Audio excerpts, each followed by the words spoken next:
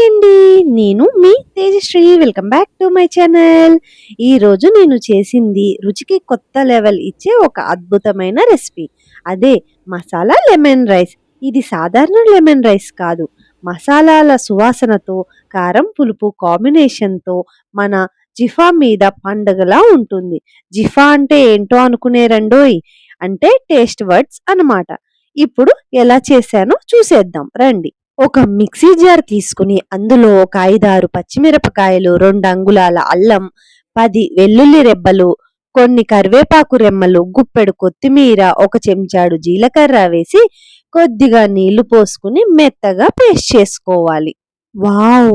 ఈ mixie jar మూత తీసిన వెంటనే ఆ పేస్ట్ వాసనకే ఆకలి రెట్టింపు అవుతుంది. ఇప్పుడు స్టవ్ మీద ఒక కళాయి పెట్టుకుని కొద్దిగా నూనె వేసుకుని గుప్పెడు పల్లీలు వేసుకుని బాగా రోస్ట్ చేసుకోవాలి.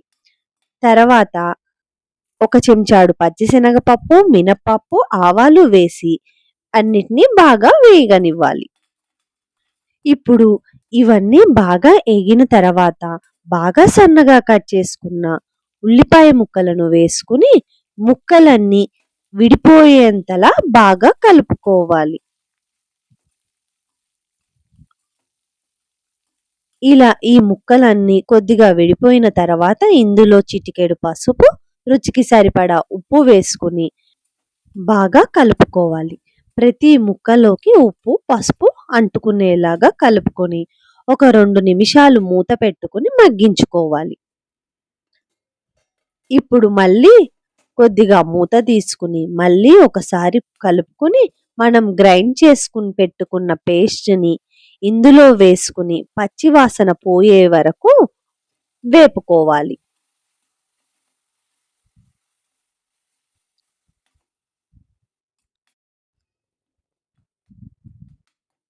ఈ పేస్ట్ మొత్తం కలిసిందంటే మన కిచెన్ మొత్తానికి ఫెస్టివల్ మూడ్ వచ్చేసినట్టే. ఇప్పుడు 2 కప్పుల వండుకున్న అన్నం వేసి మసాలా మొత్తం బాగా పట్టేలా కలుపుకోవాలి.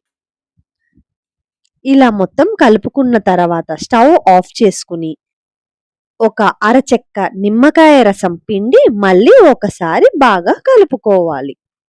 అద్భుతమైన పర్ఫెక్ట్ ఫ్లేవర్స్‌తో మసాలా లెమన్ రైస్ అయితే రెడీ.